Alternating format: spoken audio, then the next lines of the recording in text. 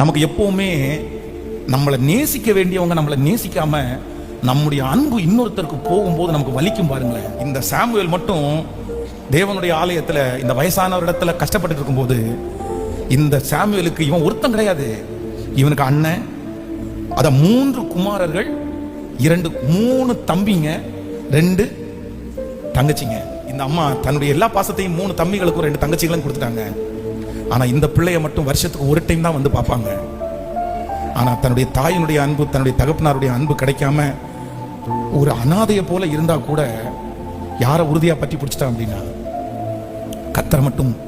ஆனா இந்த அண்ணாளுடைய இவனுக்கு 3 தம்பிங்க 2 தங்கச்சிங்க இருந்துன்னு மட்டும்தான் வேதம் சொல்லுது. அவங்க யாருடைய பேரும் லிஸ்ட்ல கூட. ஆனா சாமுவேல் வந்து தான் முதல் பெயர் சபா வரைக்கும் அவனுடைய பேரை தெரியாதவங்க.